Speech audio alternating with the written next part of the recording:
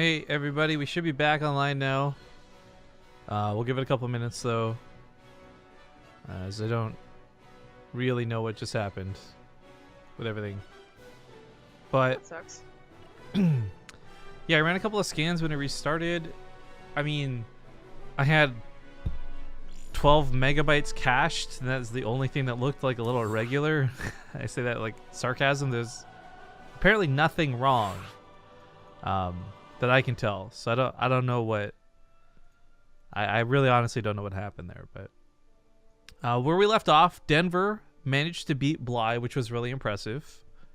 So that's cool. He's now in the finals, and this is a qualifying match coming up against Elazer, who is one of the best ZvZers in Europe right now. So this will not be an easy match for him. But the fact that he got this far once, and then like let's say he doesn't qualify through it all today, but he gets this far again later on, that's a huge candidate then to be invited back later, even if you didn't make it through the qualifiers. Yeah, that is certainly true. Hey, Denver, I mean, he won versus Bly, and that's cool and all, 2-1. But really, that third game I felt was going to be Bly's. And it's his aggression and his timings that really won that series. I'm not sure if Elazer will be weak against those same timings. So, how long are we going to wait? So we get a tweet out and go. Qualifier match starting up, best 3 ZvZ between Elazer and Denver. So yeah, we can go whenever they're ready pretty much. Yeah, apologies on the stream hiccup, guys. Again, this was one of those hardware things. Wasn't really anything I could deal with, but there we go. Tweet out letting everyone know that we're back live. Stream is up and running. And all things considered, even if things break beyond this, we don't get to cast the rest of this or whatever, Zombrev's always got the backup should things fall apart, guys. So I'm not too worried about not being able to cover the rest of the games. But at the same time, the losers bracket has gotten to advance pretty smoothly while we've been in limbo land. So that's nice to see over there too. But do us a favor, if you do see us live, type in chat, let people know to refresh to join us back here on the cast. Because, once more, this is a qualifying match in a qualifying round. The winner of this best of 3 will be invited back to play those group stages in that gigantic round of 32 that we have planned out. But I got to put us back on Team Liquid, and that should be the last to-do thing. There we go. All right, so spawning here in the bottom left side of the map, the certain underdog, to say the least. It's going to be the red Zerg player, Denver. The top right is the teal Zerg. He is a Elazer. Now, Elazer defeated Snoot in a ZvZ to get here. Had to fight Cass in the semifinals. Denver, on the other hand, just played a ZvZ. So they both played ZvZs to get here, but Cass maybe, or excuse me, Denver maybe a little bit more warmed up. Regardless, I do want to point out the already very different openings that happened. Because Elazer, if you guys remember playing against Snoot, went super cheesy 2 games in a row, back-to-back, spawning pool gas, bailing as fast as possible. This time around playing a little bit different versus Denver. So it kind of, for me, not about this match, but just goes back to show even further, like, Elazer knows how to play against who he's fighting. He knew he was fighting Snoop before and picked builds tailored to him. This time around, just ends up playing a pretty generic build because maybe he doesn't actually know much about Denver. Yeah, that's what I'm thinking. Against Snoots, he may just have knowledge of exactly what to do, where he really trusts his guts on what to do against Snoot because he's got good records against him. But against Denver, it's going to be something different. Even if they play on ladder, which I'd say most of the Europeans that get this far in tournaments are playing each other on ladder, it still doesn't mean that he knows a lot about Denver. This is certainly a safer way to play. At least, say like banking a lot, but. A couple of lings for Denver comes out. Elazer not bothering at all with any lings is kind of weird. Adds a little bit of danger to his opener, but really not that much. Oh, he makes him now. And he makes 4. And I was a little bit worried there for a moment because people were reporting some issues, and I immediately went to go look, and we have 0 frames dropped, guys. So if you're hearing anything but seeing stutter, that's probably just the player. The best thing you do is just refresh the page and hope everything fixes itself. But anyways, Denver gets on top of the third base for Elazer. A little bit of poke, but honestly, that's just it. A little bit of poke. Not really gearing up for anything back at home. Oh, hold the phone? Maybe not. That's a really, really fast lair. Yes, that is. So, I mean, this could be just... Well, there's a Roach Warren and Evolution Chamber, then fine, like fast lair. +1 Roach Warren, not too big of a deal. Unless he plays some really cool fake-out game where he actually gets a Spire behind the wall. But he's building a wall right now. Elazer is going to have, like, Lings, going to have Banelings. He might even make 20 Lings, but they won't be able to do very much against a wall. Those would be more tailored toward killing a third base. So if he can see that there's not going to be a third base anytime soon anyway, he could just drone, and match the Roaches. I really wish that this wasn't for Roach speed. I really wish this was, like, some sort of really sick fake-out leading towards, like, a fast Spire.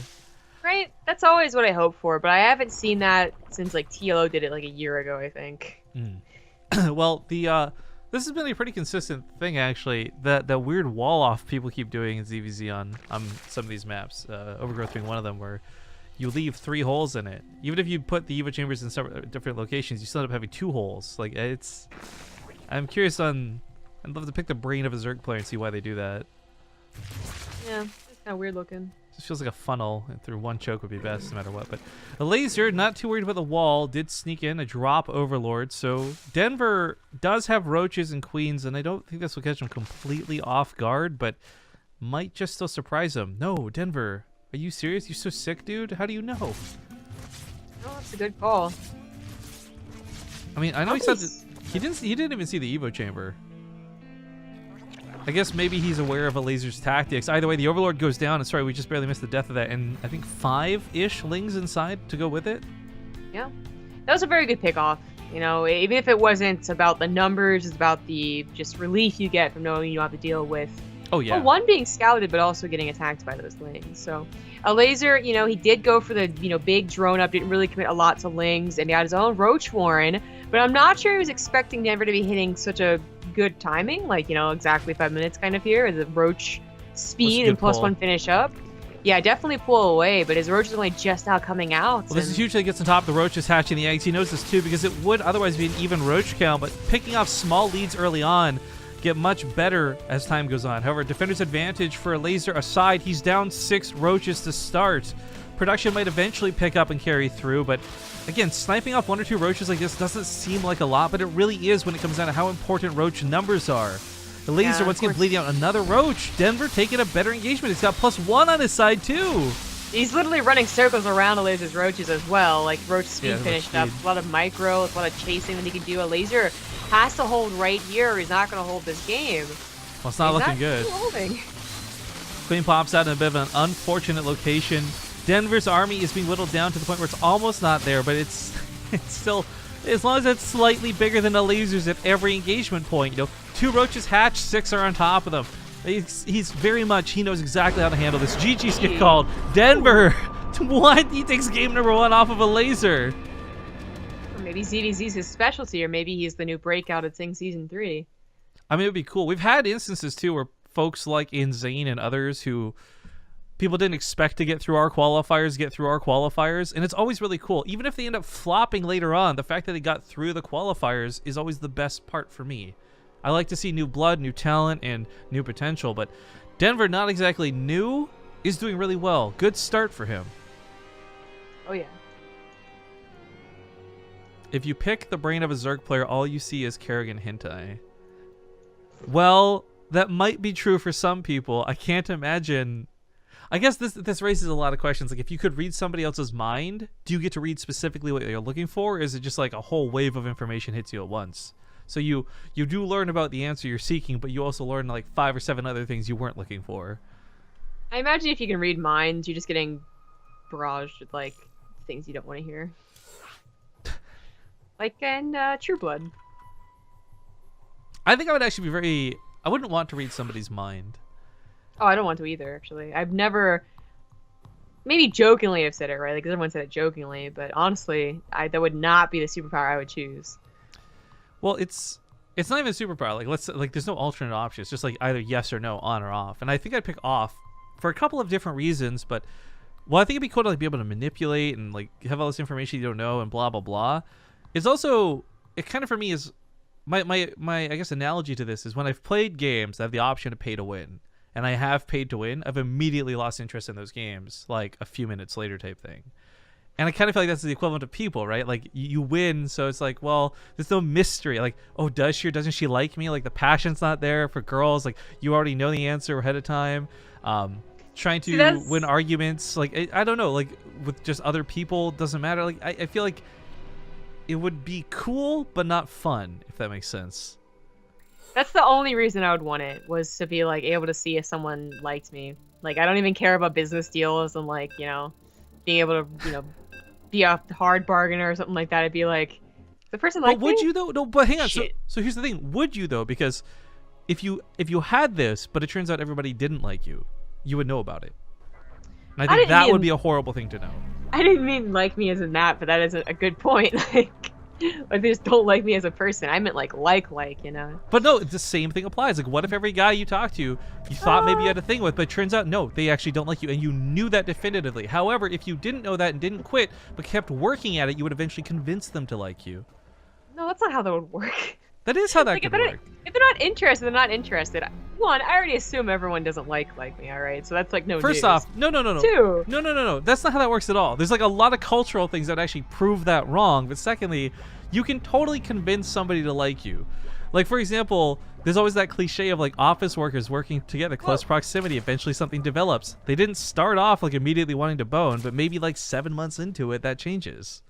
I'm not saying that things can't change. Like, I know they can, but like for me, I've never been in a situation where I've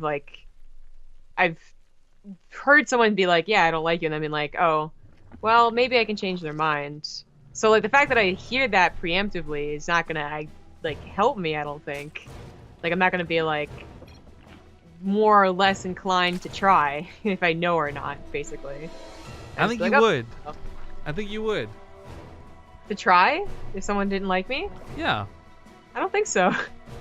All right, well, ladies and gentlemen, welcome back to the qualifying round of the winner's bracket. Spawning here on the bottom left side of the map, we do have the red Zerg player.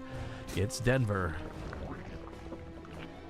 In the top right is the teal Zerg.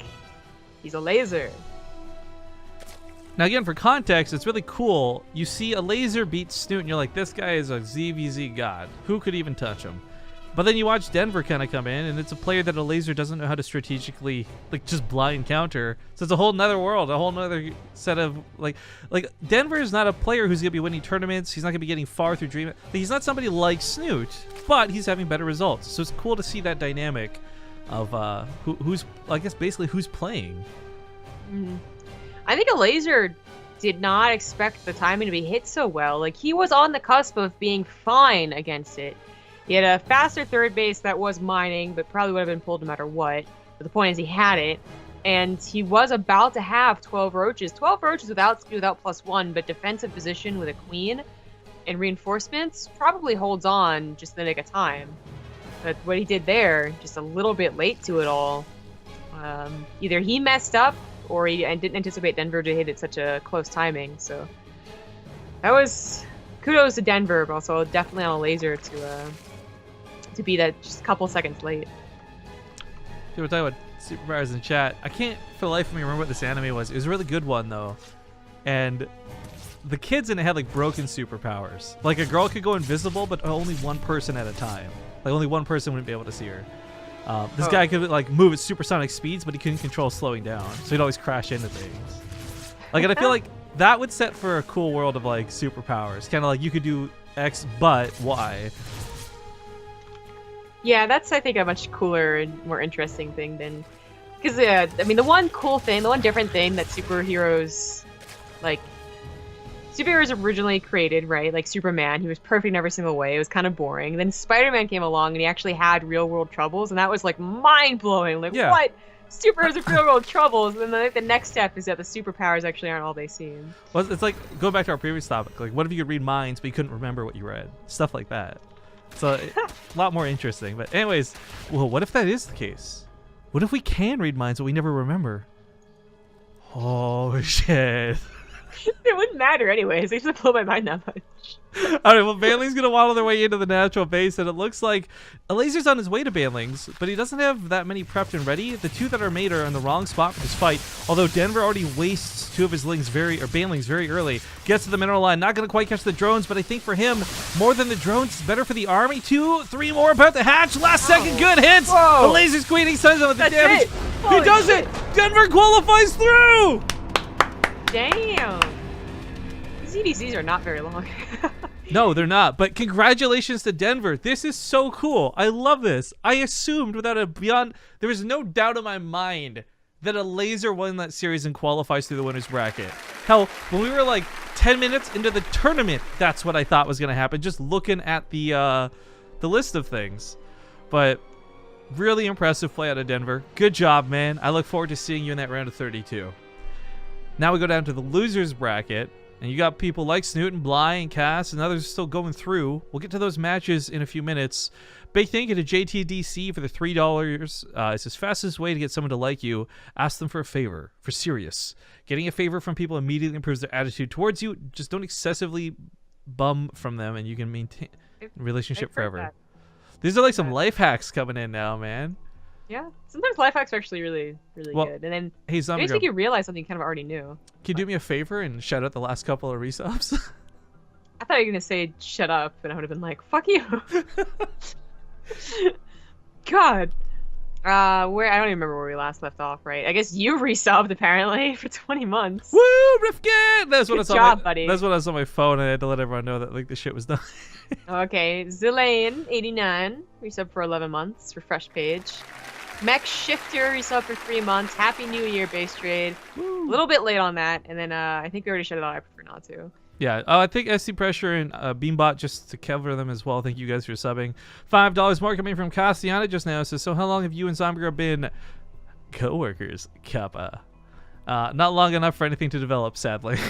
So don't even worry. Zombie Grub is like a normal person, like maybe like we'll say like what 5 months in the office together. Zombie Grub would be like 5 years in the office. All right, she's a slow cooker. She's a pressure cooker. Nobody that crushes I've had in my life. I'm just actually coming to realize that I might be an oddity and I just don't care. Yeah.